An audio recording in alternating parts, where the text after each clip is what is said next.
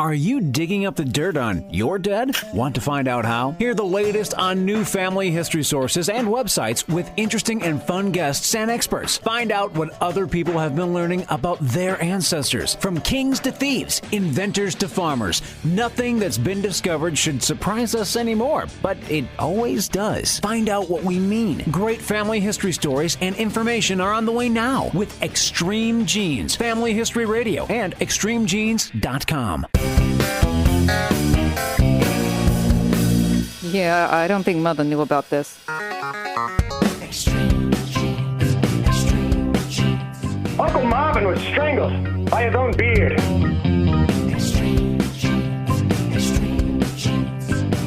Yep, you never saw it coming.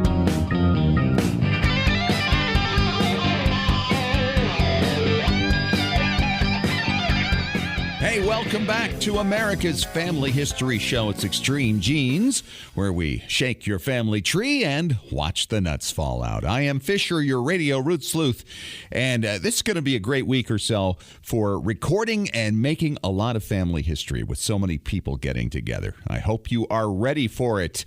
Tom Perry, our preservation authority, will be here later in the show, and he and I are going to give you a lot of ideas on how to ensure that your recordings come out the best they can be. How to deaden a room and why it's important, how to keep from unintentionally adding noise to an interview, and a whole lot more.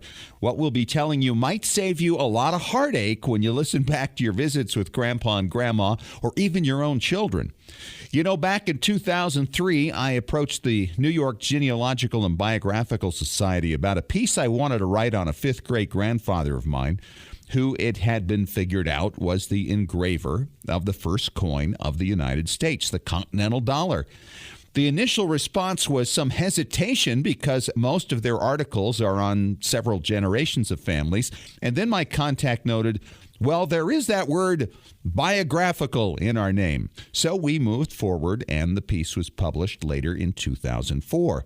Well, that's an important thing to remember. All this research isn't just about hanging names on a tree. It's what they did in their lives. And with that in mind, I'm excited to have as my one guest this week, Colonel Gail Halvorsen. Colonel Halvorsen is living history. Learning to fly at a young age, he served throughout all of World War II. But it wasn't until several years after the war that he really made his mark, reaching out to the children of West Berlin, whose food supply had been cut off by the Soviet Union, who held the entire area surrounding the divided city. As the relief of West Berlin was provided by airlift, Colonel Halvorsen dropped candy to kids with little handkerchief parachutes, making lifelong friends and providing hope for all the West Berliners in their darkest hour. One small act of kindness turned into an ongoing program, which later brought Colonel Halvorsen worldwide fame as the Berlin Candy Bomber. Today, you'll hear living history that will undoubtedly touch your heart. And when you listen to it, remember that you have your own family members who have their own remarkable stories that you can still capture for a limited time. Hey, we've got a great listener question this week from Woody Livingston of Glendale, Arizona. He says, my father obtained a passport in 1917 so that he could go to France and volunteer with the American Field Services as an ambulance driver prior to the U.S. entering the First World War. Well, a few years ago, I discovered the passport still in its AFS leather wallet among letters from home that he saved. I really want to get it and some of the letters professionally mounted for display, but don't know who to trust with something so fragile and irreplaceable. Some of the letters that I scanned were from his grandfather, a Civil War veteran, who lamented having 4 of his grandsons serving on foreign soil. There was even one from his sister telling of crashing their electric car. Who knew they had electric cars in 1917? Any hints on finding a good place to mount the passport? Well, first of all, Woody, nice haul. I call these things moose heads, like hunters who love to display their prized kill on the wall. I feel the same way about some of my finds. And I have a few thoughts on this. First of all, I've had a lot of luck dealing with framers who deal with things like this on a regular basis.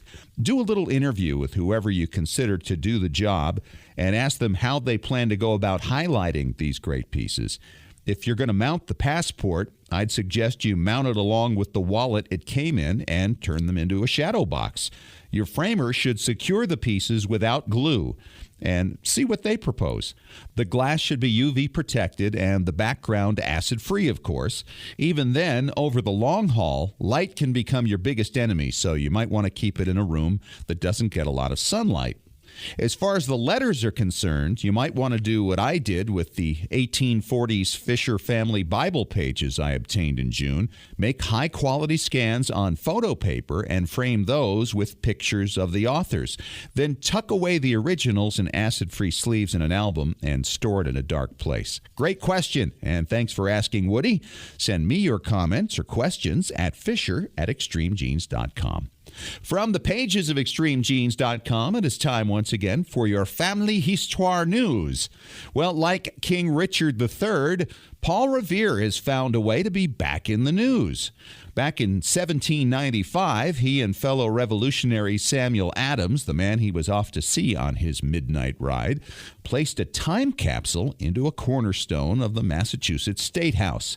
Well, this past week, a water leak near that cornerstone caused the box-shaped capsule and the artifacts it contained to be rescued from possible damage. It took some 7 hours to chip away the rock surrounding it. At the time the capsule was placed there, Samuel Adams was governor, and construction of the State House had just gotten underway. This isn't the first time the box has been removed and inspected.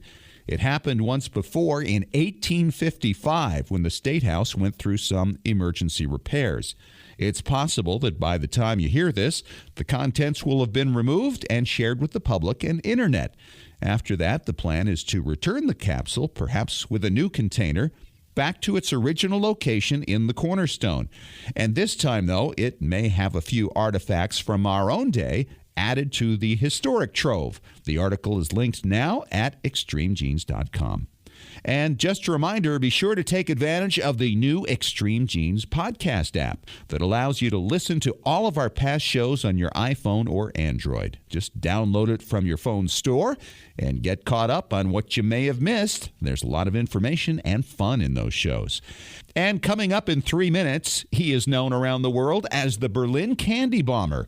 And to some who benefited from his kindness in the 1940s, Uncle Wiggly Wings. We'll talk to Colonel Gail Halvorsen, author of the book, The Berlin Candy Bomber, next on Extreme Genes, America's Family History Show.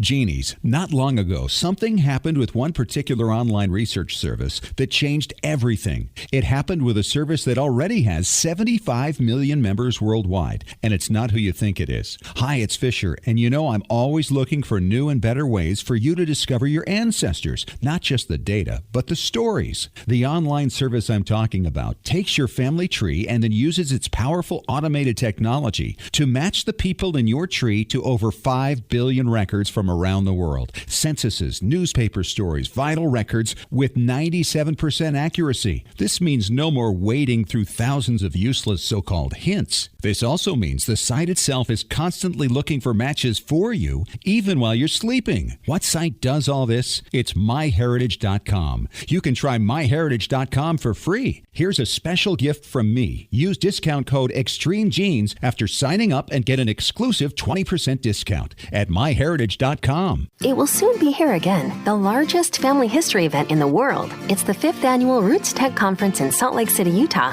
February 12th through the 14th, 2015. Hosted by Family Search, Roots Tech is the perfect place to discover and share family connections, past, present, and future. Keynote speakers like family man and entertainer Donny Osmond and the founder of the upcoming Global Family Reunion, AJ Jacobs, will inspire and entertain you. Explore the massive expo hall with hundreds of technology and family history exhibitors. Visit the world-renowned Salt Lake Family History Library right across the street and choose from more than 200 educational classes taught by family history professionals. Early bird pricing is just $159 for a 3-day pass. But hurry, it's only available for a limited time. Find out more now and get registered at rootstech.org. That's rootstech.org. It's Roots Tech 2015, February 12th through 14th at the Salt Palace Convention Center in Salt Lake City, Utah.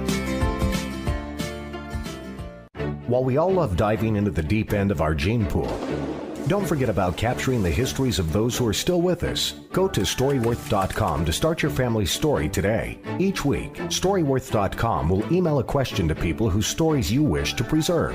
Questions like, tell us about the day you got engaged, or what do you remember about your grandmother? All they have to do is reply with a story, either by email or by telephone. That story is then forwarded to the family and securely stored in a private online storybook. It doesn't get any simpler. You can enroll up to 6 storytellers for, get this, just $49 a year. You'll get a free 1-month trial, and for a limited time, Extreme Genes listeners get an additional 10% discount at Storyworth.com/ExtremeGenes. That's Storyworth.com/ExtremeGenes. Is your family story worth 13 cents a day? Sign up now at Storyworth.com/ExtremeGenes. Simple, secure, effective. Your story is worth telling.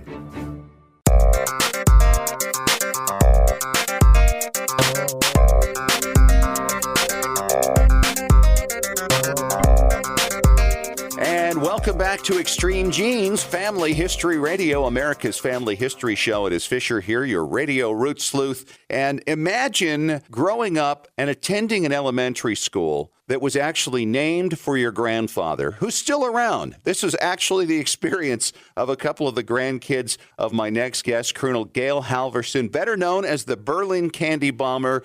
How are you, Colonel? Good to have you on the show. Hey, doing great out here in Arizona. Good to hear from you, Fisher. Well, this is really an honor for me, first of all, to talk to you, sir, because I've known your story for so many years. And for people who aren't familiar with it, we will get into that in just a little bit. You know, such a big part of family history is history. And people creating their own story in their own lives. And yours has been defined by a very short period of time in the late 1940s, Colonel. Let's go back to the beginning of this. First of all, you were a flyboy very early on. You're 94 years old right now. I think I'm not talking out of school, right? That's right. Born in 1920. When did you start flying? The spring and summer of 1941. And where were you getting your lessons? What were you flying at that time? Well, people in high places knew that we were going to get in trouble sooner or later, and we didn't have a big enough pilot pool in the United States for expansion. So in the colleges, they had a college training program that take guys who wanted to fly and give them training through their private pilot, get a private pilot license. And then they needed more, so they went to non-college guys, and that was me.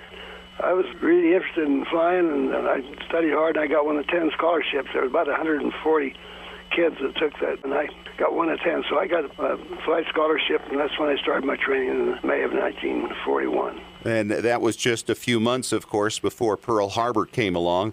We get to World War II, everything starts, and where do they assign you? Well, I went through the Aviation Cadet Center for assignment in San Antonio, and they had a notice on the board. Anybody who wants to train with the RAF, sign up. So I went in. I thought, that's exotic. You know, these guys are really something. And I signed up to be trained with the RAF. Now, the RAF had their training schools in Canada and the United States. And the one that I was assigned to was in Miami, Oklahoma. But they had RAF test pilots and RAF ground school. And so we were on loan, the RAF, to get our flight training. About 5 of us in that one place in Miami. And then we got our RAF wings. Then the Army test pilot came up and gave us a flight check, and we got our Army Air Corps wings. So I trained as a fighter pilot. When I went back into the Army Air Corps, they needed transport guys. So I ended up transport during the war. I was flying out of South America and Ascension Island, Africa, and supplying the bases up and down those coasts. Occasionally ferrying an airplane to England for the invasion. So that was how I got started. And that was just the beginning for you, wasn't it, Colonel? Because you really made a career out of flying. Yes, I've been flying ever since. I had part ownership in a couple of different light airplanes. I owned a power parachute of my own. So I've been flying steady since the spring of 1941. We've been flying clubs and that sort of thing. And of course, right now, I'm flying as co-pilot with Tim Chope on the Berlin Airlift Historical Foundation, the C-54, the Spirit of Freedom. It's the 54 that flew the Berlin Airlift, and Tim Chope got it out of a junkyard and got it flying again. So I'm flying that, and next month I'll be dropping parachutes over Kitty Hawk, North Carolina. Isn't that unbelievable? We're talking to Colonel Gail Halvorsen. He is known as the Berlin Candy Bomber, as part of a great family history of the United States of America, as I'd like to look at it. You're a great hero in my mind because of what you did to help rebuild relations with Germany after the war. Let's talk about now the political situation that took place. The war is over, and now we've got a problem because the Russians have cut off Berlin and isolated it. And you are now part of the food lift to keep Berlin from being overrun by the Russians entirely. That's right. The Russians were starving over 2 million people, cutting off all the supplies coming from West Germany over East Germany to West Berlin, and they were going to take over West Berlin. The Soviets were headed for Paris eventually and Italy, but West Berlin was in the way. The showcase of freedom in the middle of the Red Sea. And so you were flying in food? Is that what it was at the time? We flew in everything they had to have to survive.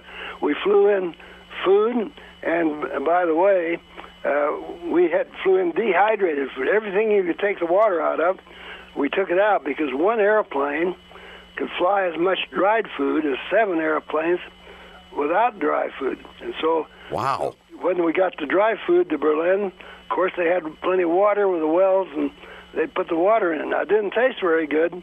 Well, it tastes not as good as fresh food, but they said, we're not going to complain.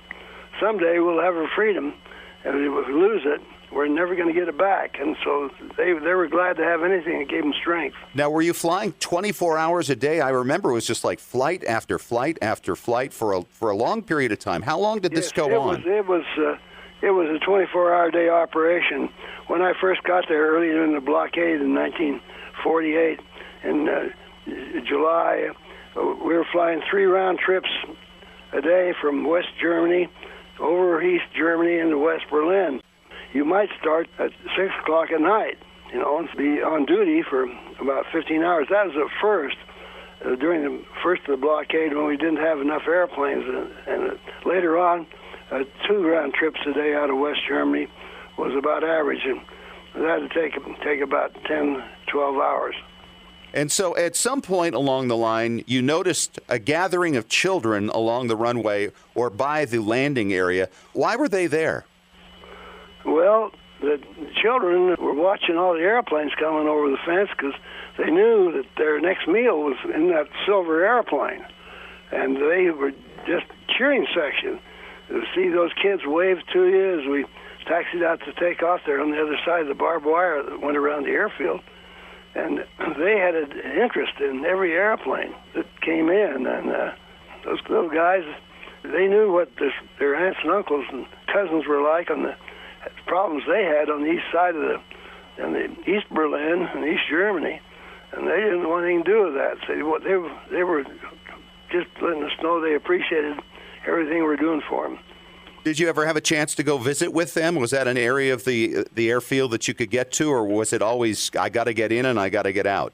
Well, you got to get in and get out. But when I went back to Rhine-Main, to West Germany, one day, I got back there before noon and go to bed. But I thought, boy, this airlift's going to be over pretty quick, which it wasn't. It went almost a year, and this was just a month or so into it. And I wanted to get movies of the operations on the ground, shooting pictures of airplanes coming over the bombed-out buildings. So I hitchhiked back. No problem getting just out of the flight suit, and I could get back and forth with my buddies flying. So I went, instead of going to bed, I went back to Berlin with a movie camera and got on the end of the runway shooting. It was a bad approach. It had to come in steep with a heavy load, and the runway wasn't as long as we'd like it. So I got shooting movies. The guys coming over the bombed-out buildings were landing behind me. Suddenly, on the other side of the barbed wire, was about 30 kids right up against the wire, looking at the uniform that was killing them, bombing their dad and mom or brothers and sisters just a few years before in the war. But they were friendly. They knew what the Soviets were like because their aunts and uncles and cousins had come across the border into West Berlin and tell them you don't want anything to do with those guys. So they were friendly. And I was standing there at the fence almost an hour shooting pictures, and then said, sorry, guys and gals, these 8, 9 to 15 years of age, they spoke English because they had it in school. I couldn't speak any German. And they were cheering me up, said, look, it's summer now. The weather's good. You're going to have no trouble getting into here to land. But when winter comes, the fog is terrible in here, and you're going to have trouble. When that happens, don't worry about us. We don't have to have enough to eat. Just don't give up on us. Someday we'll have enough to eat and lose our freedom. We'll never get it back. Kids. Wow. I was fascinated. Then I looked at my watch. I had to run. I had a Jeep waiting for me to take me around, take movies to the city. It bombed out the party because you couldn't do that flying. You had to stand by the airplane and take right off. So I was taking my sleep time to take a tourist view of Berlin. Well, I got about 5 steps and I suddenly realized that these kids were different. That they're dead stop right at the barbed wire, and not one child for an hour out of 30 put out their hands by voice inflection or by body language telling me, dummy, don't you know kids like chocolate? During the war and after, I'd flown in foreign countries, South American, other countries, Africa, and even more civilized countries, more up-to-date countries, and the kids would see you walking down the street in American uniform, they'd chase you and shake you down for a chocolate, even though that they had some. These kids had none for 2 years, and not one would be so ungrateful to beg for something more than freedom, something as exotic as chocolate. First time, gosh, I got to give them something. And I stopped and put my hand in my pocket, 2 sticks of gum's all I had. 30 kids are going to have bloody noses to get out of here.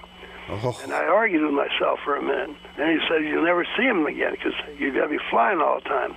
You can't be hitchhiking back here and still asleep anymore. This is once in a lifetime.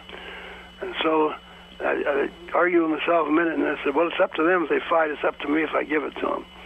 And that's a big decision. I turned and went back to the fence and broke them in 2 pieces and got them in half and passed it to the kids through the barbed wire, and here came the rush. And I said, oh, dear, I hope they don't fight. But they didn't. The kids that didn't get any just asked for a piece of the wrapper. And the kids with a half a stick tore off the outer wrapper and tinfoil and passed it around.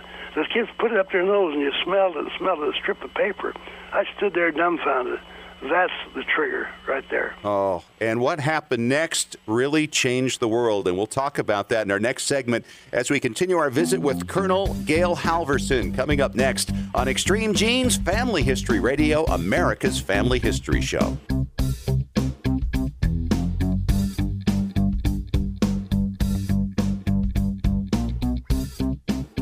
Scientific studies have proven that youth who know even a little bit about their family history perform better academically and have a greater sense of personal confidence and stability. Genealogy is its own incredible superpower that arms our children with super strength. But how do you get your child or grandchild interested in studying their family history? That kind of stuff is just for grandmas, right? Not anymore. ZapTheGrandmaGap.com leaps the generation gap in a single bound. Author Janet Halvorsen provides you with useful and timely advice on helping the young people in your life become engaged in their own family history. Janet has an entire collection of books to inspire the young and the young at heart in fun, interactive ways. She also offers creative tips and advice on her blog and in her free weekly newsletter. Stop by ZapTheGrandmaGap.com today to sign up for Janet's free email newsletter with 52 weeks of easy tips, free downloads, and order your set of resource books and workbooks. Can't figure out how to get your favorite Windows genealogy software running on your MacBook? Look no further than Crossover. Crossover by Codeweavers at www.codeweavers.com allows you to run your Windows software on your Mac without the need to buy a copy of Windows. Crossover is easy to install and simple to use. Crossover supports many popular genealogy packages like Roots Magic, Legacy Family Tree, Personal Ancestral File, Family Tree Builder, and more. Crossover also lets you run other popular productivity apps like Microsoft Office and a wide range of games. So if you're looking for an easy, affordable solution to your Windows compatibility needs, visit www.codeweavers.com today to download your free trial of Crossover. And don't forget to use the deal code FAMILY for an additional 40% off when you purchase Crossover. Hello, Extreme Genes listeners. I'm Larry Gelwicks, the getaway guru and host of the Travel Show radio broadcast with the hottest travel deals on the planet. And now you can travel more and pay less by joining me on our Travel Show podcast. Cruises, tours, resort hotels, airline tickets, stay close to home, or travel the world. I'll show you how to travel more and pay less. Go online to ColumbusVacations.com. That's ColumbusVacations.com. Click on radio and then click on podcast. It's really that simple. ColumbusVacations.com, radio and podcast for the hottest travel deals on the planet.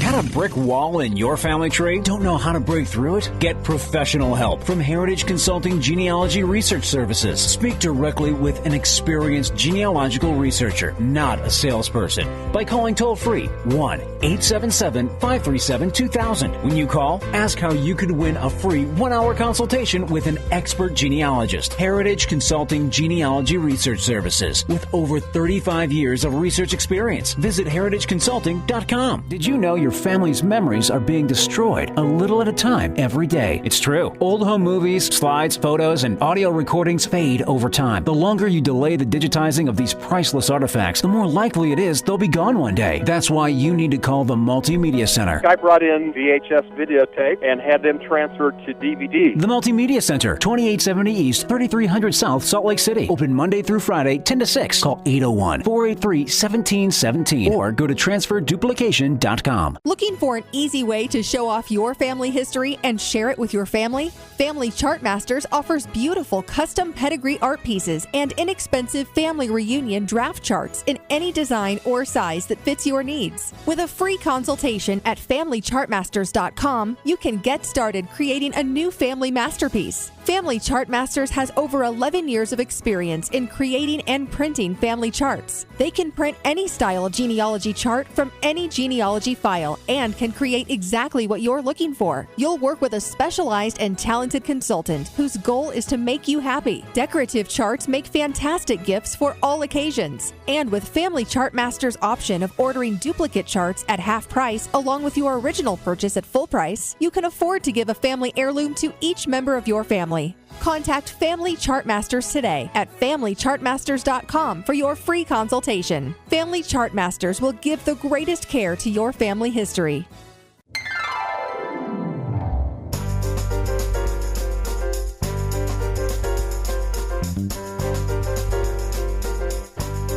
We are back. Extreme Genes, Family History Radio, America's Family History Show.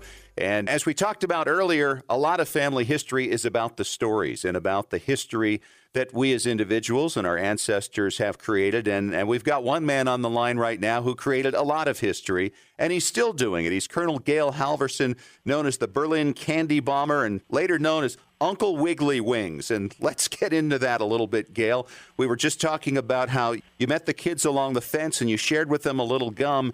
And this is where the impetus for the whole candy bomber thing started. That's right. They were so excited about the smell on a piece of paper. I thought, boy, for a few bucks I can put them on Easy Street, give them a whole stick each or whatever. And then I knew I couldn't come back to the fence again. I'd be flying 24 hours without much sleep. And I said, boy, I'll be here tonight and tomorrow flying in. I'll be right over their head. I can deliver it by air. I'll drop it out of the airplane. And so I told the kids, you come back to the open place between the bombed-out buildings and the barbed wire fence.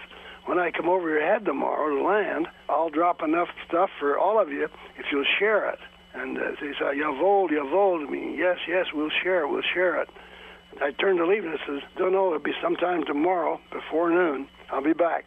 And then they said, wait a minute, we got to know what airplane you're in. Every 5 minutes, airplanes land here, and we can't watch every one of them for a little package.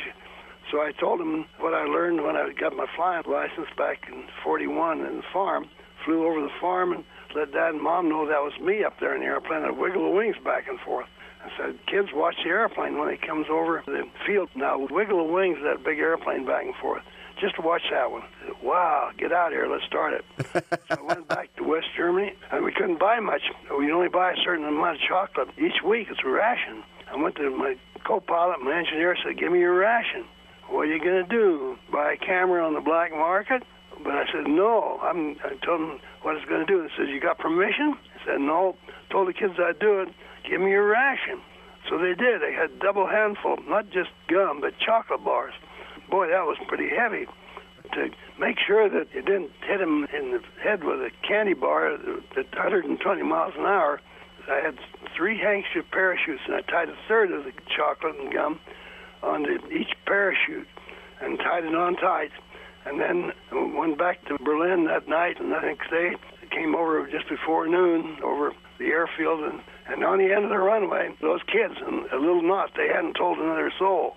Looked like just the 30 that was there before. Right in the middle of the open place between the bombed-out buildings and the barbed wire fence. Wiggled the wings, and they went crazy. Just blew up.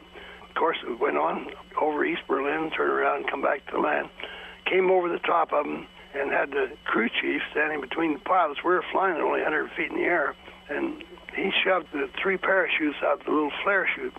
And then we were worried while he unloaded 20,000 pounds of flour, whether somebody had seen it come out and reported us, or if we missed the target and pulled it over the fence on the runway. But as we taxied out, we came along the barbed wire fence. There were those 30 kids waving 3 parachutes. Eventually, you got in a little trouble over this, didn't you? Well, yes. When we came back, an officer met the airplane. He said, who's flying this airplane? And my buddies pointed to me and said, he is. Why? Colonel Hahn wants to see you right now. What for? I said. He says, he'll tell you. Went into Colonel Hahn. Halvorsen, what have you been doing? Been flying like mad, sir. Well, that's not all you've been doing. What else you been doing? And then I knew he knew and thought it was going to be court-martialed for a little while. But then he said the general called him and said, hey, that's a good idea. Let him do it. From then on, my buddies got into it. 2 sticks of gum turned into 23 tons over the next about a year. It was a joint operation, all my buddies dropping too. Let's talk about now the impact of this, not only on the kids, but on your life. Well, it changed my life. Here it is, 94. The next month I'll be flying our Berlin Airlift airplane, the Spirit of Freedom, which we're flying over Kitty Hawk next month, dropping parachutes. Every year we make that drop, so it changed my life. I just got back from New York for Lufthansa Airlines, gave me an Achievement of the Year award, and it's just crazy. My buddies are the ones that did it, and the kids are the one that triggered it. Airlift operation by my buddies. The happiness in life doesn't come from a bigger car or a bigger house than your neighbor. It comes from getting outside of yourself and serving others. The gratitude of the kids for flour to be free was so great they wouldn't beg for chocolate. That gratitude caused the operation to happen. If they'd begged for something, I'd give them all we had. I'd give them the 2 sticks of gum, and that'd be the end of it. But because not one child said, gimme, the gratitude is so strong. That's what caused the operation to happen. Attitude. Everybody said, including the Russians, they can't feed 2 million people by air. It's never been done before. You know, we've heard that in the workplace. Somebody gets a good idea and says, oh, that's never been done before. It cuts off progress. Attitude. There were some generals and some fly people, and General Thunder said, we can fly that stuff in there. Attitude made it happen. And the Germans on the ground came back with attitude. They came back and said, hey, we don't have to have enough to eat, like I said before. Someday we'll have enough to eat. We'll lose our freedom. We'll never get it back. That's attitude. Someday we'll put up with stuff. It's going to be a rough patch, but we'll put up with it. So we got service before self, gratitude, attitude, and the little decisions. Put your footsteps on the path that leads where you end up, whether good or bad. When I tell the young people, if somebody says, hey, try to sniff a little of this glue, or try a little smoke this, a little of this weed. So that's a little decision in the moment. But if it happens, you put you on your footsteps where you end up, and it's not going to be good. That's right. Little decisions are that. Tell me about the kids. Did you ever get a chance to meet them after they were adults? Oh, I've met tons of them. In Danville, California, we've got a whole group of them out there. One gal, Steffi, that caught enough parachutes to make underclothes. You can check it, Steffi, Danville, California. They got a whole group of them out there. Mercedes, a little gal that said I was scaring her chickens, and then it was okay if I dropped chocolate bars there. I met her, and she'd come to the States, and I stayed in her house many times and been in contact with her right today. Lots and lots of kids. Well, it sounds like a very fulfilling life, Colonel Halvorsen. Well, Mercedes Wild is a great friend, and we did scare her chickens, but I sent her a big patch of gum and candy. We flew that airplane, the one I'm flying now, back to Germany, for 89 days. And then a grown man came through the airplane, and he said, I was a boy at 12, going to school. The clouds were very low and it was raining. And suddenly, out of the clouds, came a parachute with a fresh Hershey candy bar. It landed right at my feet. I was astounded. So it took me a week to eat that candy bar. I hid it day and night. Then he looked far off and said, but it wasn't the chocolate that was important. What was important was that somebody in America knew I was in trouble, and somebody cared. I can live on thin rations, he said, but not without hope. Without hope, the soul dies. He's Colonel Gail Halvorsen, the Berlin Candy Bomber, Uncle Wiggly Wings. Thank you so much, Gail, for your time and for sharing your story, and God bless, and I hope you have a great new year. Thank you. You're sure a great guy to work with. And coming up in 3 minutes, Preservation Authority Tom Perry joins me as we talk about how to get the best audio recordings of your family members. We're going to give you information that can save you a lot of heartache when it comes to the quality of your audio. A little planning can make all the difference. That's next on Extreme Genes, America's Family History Show.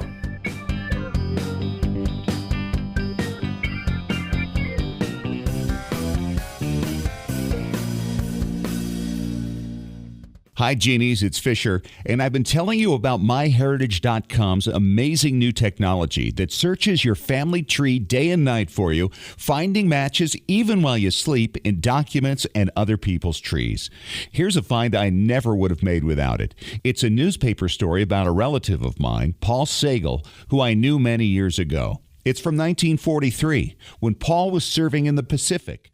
When he learned his father died, he wrote a poem to his brother that indicated he wouldn't be returning for the funeral.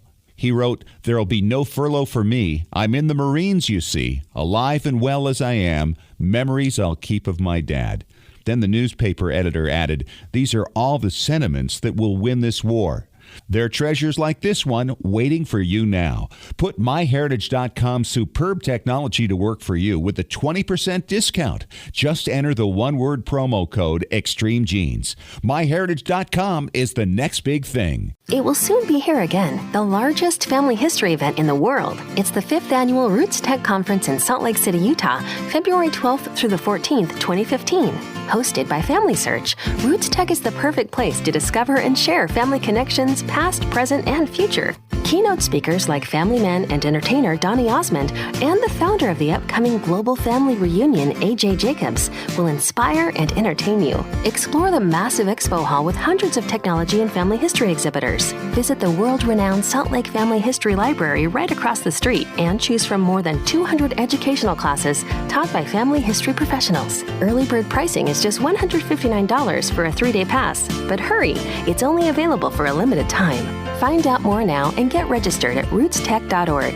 That's rootstech.org. It's Roots Tech 2015, February 12th through 14th at the Salt Palace Convention Center in Salt Lake City, Utah.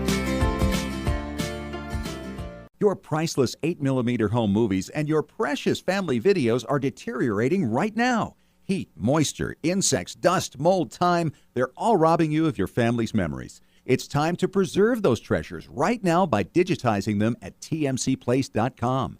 They've been preserving memories for over 40 years. Home movies, videos, audio tapes, vinyl records, photos, slides, and even scrapbooks. Whether your treasures are enduring the humidity of Massachusetts or the heat of Arizona, tmcplace.com can digitize your audio and images without harming the originals and returning them to you with free shipping both ways on most orders. TMCPlace.com can even let you track your package in real time with a special GPS tracking device. Trustworthy, experienced, affordable. Call TMCPlace.com toll-free at 1-866-483-1717 to talk to Extreme Genes Preservation Authority Tom Perry about your project. Or order online at shop.tmcplace.com.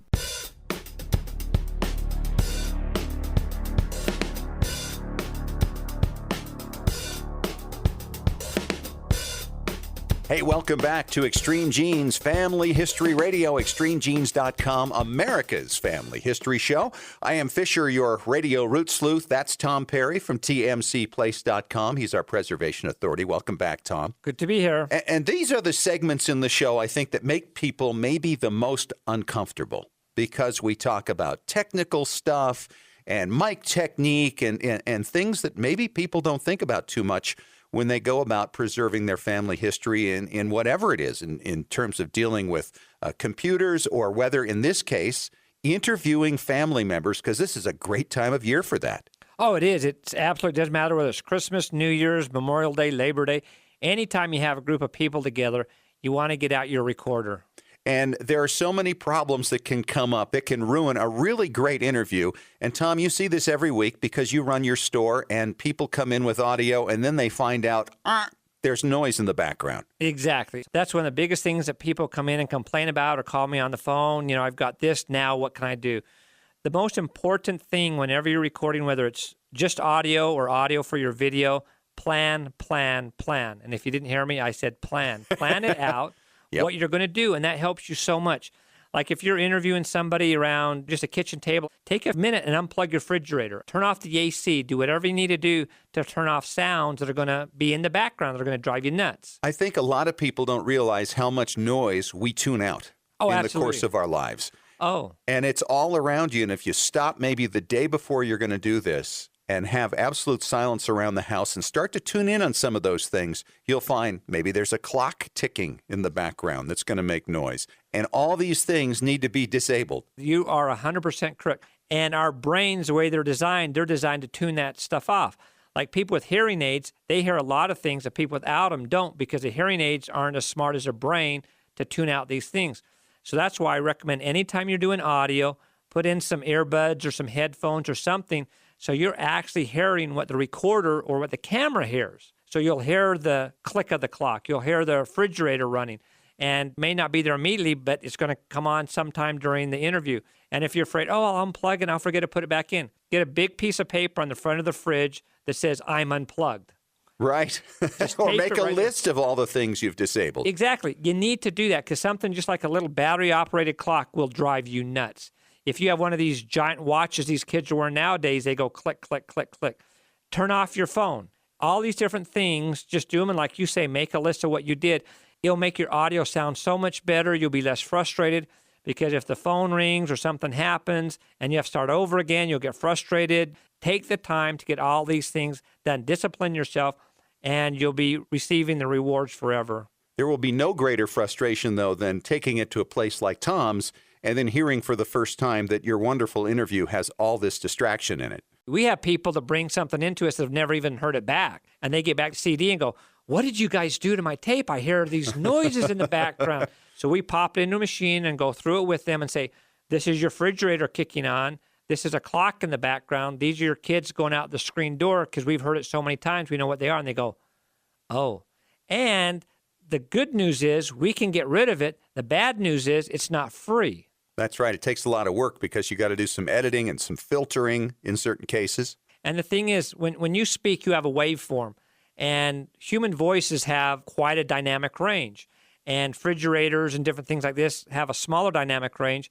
But if your voice crosses someplace, you're going to hear little clicks and bits as we take out those pieces to try to compress the bad noise and kind of expand the good sounds and try and cover it up. And if you would have taken, like you say, a day before, you'll do so much better in your recordings. If it's something you have to do kamikaze, you don't have time to set it up, just think for a minute. Okay, let's everybody be quiet for a second. Oh, let's unplug the fridge, take the batteries off the clock or move it in another room, turn off your cell phones, put them on vibrate. And if you put them on vibrate, don't set them on the counter, keep them in your pocket, or they're going to bounce across the table and you're going to pick up that noise as well. It's amazing how much noise comes from the smallest things that you wouldn't even realize until you got that recording. All right, we're going to continue this discussion because this is really important if you're going to save these important interviews. Coming up next in 3 minutes on Extreme Genes, Family History Radio and extremegenes.com.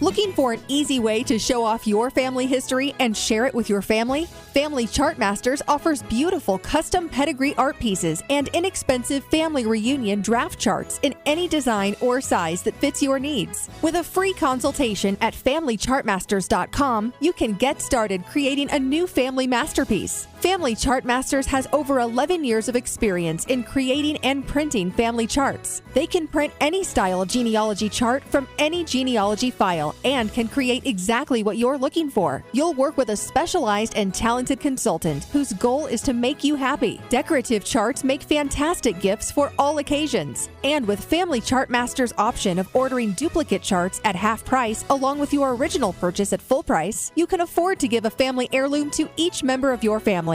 Contact Family Chartmasters today at FamilyChartmasters.com for your free consultation. Family Chartmasters will give the greatest care to your family history. When was the last time you heard your grandmother's voice or saw your family enjoying life back in the 1950s or 60s? If the reason is you haven't known what to do with your old recordings, videos, and films, here's your answer. The Multimedia Center in Salt Lake City. We brought in a video project to the Multimedia Center, and overnight they duplicated it to DVD so we could meet our deadline. The Multimedia Center, 2870 East, 3300 South, Salt Lake City. Open Monday through Friday, 10 to 6. Call 801-483-1717 or go to transferduplication.com. Hello, Extreme Genes listeners. I'm Larry Gelwicks, the getaway guru and host of the Travel Show radio broadcast with the hottest travel deals on the planet. And now you can travel more and pay less by joining me on our Travel Show podcast. Cruises, tours, resort hotels, airline tickets, stay close to home, or travel the world. I'll show you how to travel more and pay less. Go online to ColumbusVacations.com. That's ColumbusVacations.com. Click on radio and then click on podcast. It's really that simple. ColumbusVacations.com, radio and podcast for the hottest travel deals on the planet. Can't figure out how to get your favorite Windows genealogy software running on your MacBook? Look no further than Crossover. Crossover by Codeweavers at www.codeweavers.com allows you to run your Windows software on your Mac without the need to buy a copy of Windows.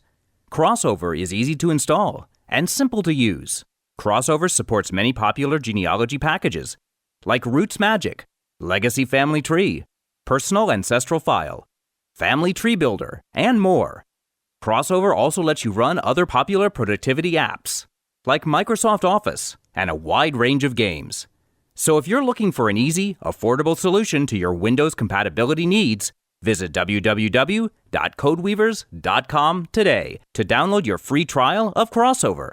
And don't forget to use the deal code FAMILY for an additional 40% off when you purchase Crossover. Scientific studies have proven that youth who know even a little bit about their family history perform better academically and have a greater sense of personal confidence and stability. Genealogy is its own incredible superpower that arms our children with super strength. But how do you get your child or grandchild interested in studying their family history? That kind of stuff is just for grandmas, right? Not anymore. ZapTheGrandmaGap.com leaps the generation gap in a single bound. Author Janet Halvorsen provides you with useful and timely advice on helping the young people in your life become engaged in their own family history. Janet has an entire collection of books to inspire the young and the young at heart in fun, interactive ways. She also offers creative tips and advice on her blog and in her free weekly newsletter. Stop by ZapTheGrandmaGap.com today to sign up for Janet's free email newsletter with 52 weeks of easy tips, free downloads, and order your set of resource books and workbooks.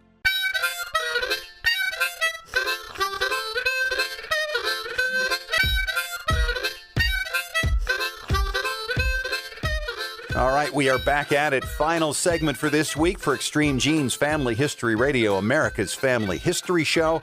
It is Fisher here. That's Tom Perry from TMCplace.com. Now, to pick up where we were last segment, we were talking about interviewing people because this is a great time of year to interview grandma and grandpa and the great uncles and aunts and capture some of those old stories because they will eventually be lost forever. Oh, absolutely. And don't just get caught up on the old people. Some of the young kids that are 4, 5, 6, and 7, you get some of the best interviews with those kids. And then when they're older, they will love listening to them and their kids will love listening to them. So don't just think, oh, we have to talk to grandma and grandpa because they don't have that much time left. Talk to the little kids because you never know. That's exactly right. Now, let's talk about rooms, because most houses are really not meant for recording, and there are better places than others within a house or an apartment. Right. We call them live rooms and dead rooms. You want a dead room when you're recording audio. What a live room means is you have 4 walls, a ceiling, and a floor, and there's no carpet. They're all hard walls. They're all 90-degree angles. And sounds are going to echo. They're going to sound tinny. They're going to sound really, really bad. They bounce all over the place. Exactly. If you have something as small as art on the wall, carpet on the floor, chairs in, things like this will make a live room kind of muffled, more so like it's a dead room. Even if you want to put some carpeted chairs in, if you want to put a couch in there, if you can move furniture around, you can use those as noise baffles. I set up a studio in my house using a closet. And it was a nice small room. And by being able to put up some foam pieces or carpet, you can actually deaden that room pretty nicely. Absolutely. And I mean, anything you do to deaden a room is going to make the sound pure. So you're listening to the person's original speaking, not the echo off the walls. We might mention here that this might seem kind of extreme for a lot of people, but the thing you want to do ultimately is find the best, deadest room in your home, which is usually a family room because it has a lot of furniture. You can even get just some blankets and throw them over some chairs, and that will absorb sound, because the more stuff you have in there that's going to absorb sound, the better it's going to be. And if people do, as you have recommended, listen through headphones as they prepare for this whole thing, you'll be able to hear what rooms are dead and which ones are just too live and it becomes too distracting. In fact, if you think, I don't have headphones, I don't know how to do this, almost everybody nowadays has a smartphone or has a phone that can record. Just before you actually do your interview, turn on your phone and just record some video, whatever, and then play it back to yourself, and you're going to hear some of that stuff. Let's also mention here, Tom, a little about mic technique. All right? Oh, absolutely. And a lot of people struggle with that as they try their first interviews. Be careful about how you handle a microphone. Some people get a little nervous and their fingers start to go over it, and you can actually hear that noise transmitted down a cord or through the mic itself. Oh, absolutely. The other thing is when you interview people, don't put the mic too close to their mouth, because then you'll start to hear the peas popping, as we call it in the industry. But that never happens to us. In fact, the best thing to do is get some foam or even a pillow and put that around the mic, not covering the part where they talk into, but the part that you're holding. Put some towels in your hand, and that'll keep it from getting some vibrations. If you're running cords along the floor, don't run them across AC cords, because it's going to pick up some of the electricity going through, and it's also going to give you pops and static. So from the technical side, it's just really important you understand. Find a dead room. Make sure you're not handling the mic, causing vibrations to go through it. Make sure that you go through the entire place and listen for noises that could come up in your recording. Wear headphones, and don't get the mics too close to your relative. Exactly. And try to get an external microphone, because a lot of the microphones that are mounted on these little teeny camcorders, they're so small now, they'll actually pick up the motor noise of the tape recorder or the hard disk recorder. All right. Great advice, Tom. Thanks for joining us. You can always ask Tom at tmcplace.com anytime you have a question. That is it for this week. And thanks once again to Colonel Gail Halvorsen, author of the book, The Berlin Candy Bomber, for sharing the lessons he learned from his remarkable history. Have an incredible week with your family and see what you can find out. Talk to you next week. And remember, as far as everyone knows, we're a nice, normal family.